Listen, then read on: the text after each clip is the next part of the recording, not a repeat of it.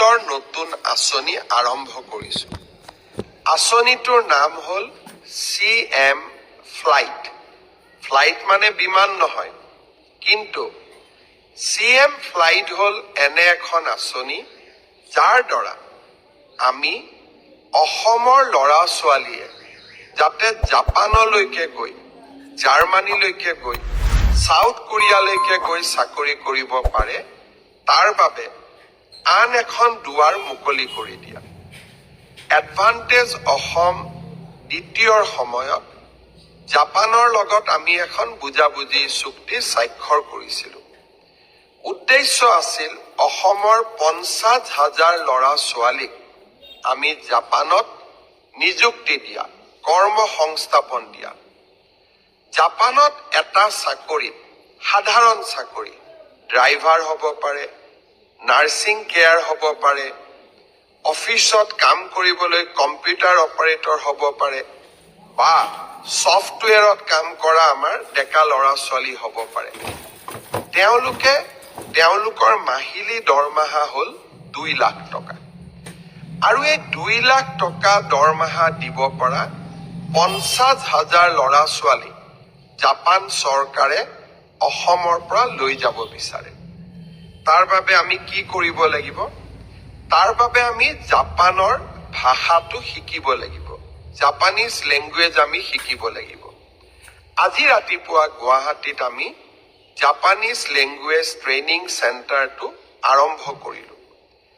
ইয়াৰ বাবে এই গোটেই লেংগুৱেজ ট্ৰেইনিং পাবৰ বাবে এজন ল'ৰাই বা এগৰাকী ছোৱালীয়ে 1,80,000 টকা ফিজ দিব লাগে।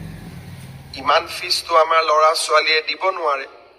তাৰ কাৰণে আমি সিদ্ধান্ত লৈছোঁ যে 1,80,000 টকাৰ 1 লাখ টকা ৰাজ্য চৰকাৰে দিব।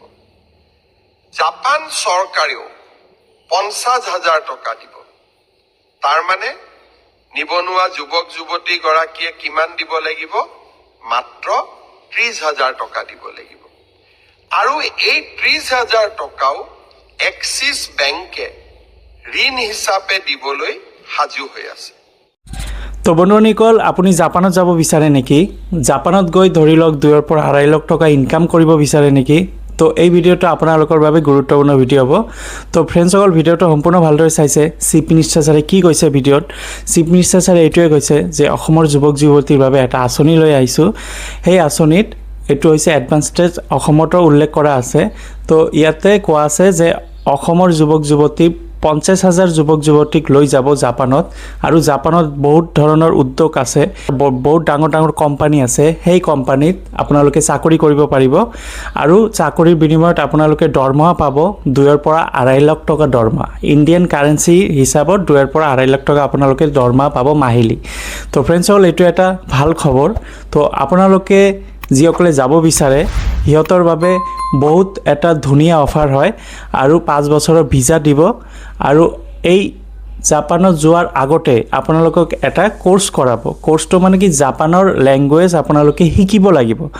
তো ফ্ৰেণ্ডসকল, এই কোৰ্সটো আপোনালোকে শিকাৰ বাবে 1,80,000 টকা লাগিব, যিটো জাপানী লেংগুৱেজ আপোনালোকক শিকোৱাব। তো ইয়াৰে ভিতৰত 1 লাখ টকা আপোনালোকক অসম চৰকাৰে দিব আৰু 50,000 টকা জাপানৰ গভৰ্ণমেণ্টে দিব। আৰু বাকী থাকিব 30,000 টকা। 30,000 টকা আপোনালোকে নিজৰ পৰা এইটো বহন কৰিব লাগিব। যদি আপুনি ভাবে যে 30,000 টকা আপুনি লোন ল'ব, এক্সিছ বেংকৰ পৰা লোন ল'ব পাৰিব। অৰ্থাৎ টোটাল 1,80,000ৰ এই কোৰ্সটো কৰিব লাগিব। বিভিন্ন নানা ধৰণৰ তাতে ডাঙৰ ডাঙৰ কোম্পানী আছে। এই কোম্পানীত কাম কৰি মাহিলী 2 লাখৰ পৰা 2.5 লাখ টকা আপোনালোকে দৰমহা পাব ইণ্ডিয়ান কাৰেঞ্চি হিচাপে।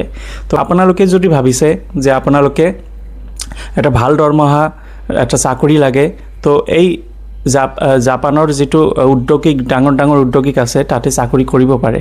তো এইটো এপ্লাই ষ্টাৰ্ট হ'ব আৰু বেছি দিন নাই। প্ৰথমত কোৰ্স এটা কৰিব লাগিব, যিটো 1,80,000 টকাৰ কোৰ্স হয়, যিটো জাপানী লেংগুৱেজ আপোনালোকৰ শিকিব লাগিব। সেই জাপানী লেংগুৱেজটো শিকাৰ পিছত তাৰপিছত আপোনালোকে 5 বছৰৰ ভিজা পাব, তাতে গৈ আপোনালোকে চাকৰি কৰিব পাৰিব। তো ফ্ৰেণ্ডসকল, কি ভাবিছে জাপানত যাব নেকি? যদি যাব বিচাৰে তেন্তে 1,80,000 টকাৰ এটা কোৰ্স শিকোৱাব। 1 লাখ টকা যিটো অসম চৰকাৰে ৰাজসাহায্য দিব আৰু 50,000 টকা জাপান চৰকাৰে দিব। টোটাল 1.5 লাখ টকা হ'ল আৰু 30,000 টকা আপোনালোকৰ নিজৰ পৰা খৰচ কৰিব লাগিব যদি ভাবিছে 30,000 টকা লোন ল'ব বিচাৰে তথাপি পাব যেটো এক্সিস বেংকৰ পৰা সুবিধা দিব 30,000 টকা তো টোটাল 1,80,000 টকা হ'ব তো ফ্ৰেন্ডসকল আজি এইখিনি ভিডিও আছিল যদি ভাল লাগে লাইক কৰি দিব নিজৰ বন্ধু বান্ধৱীসকলক শ্বেয়াৰ কৰি দিব ধন্যবাদ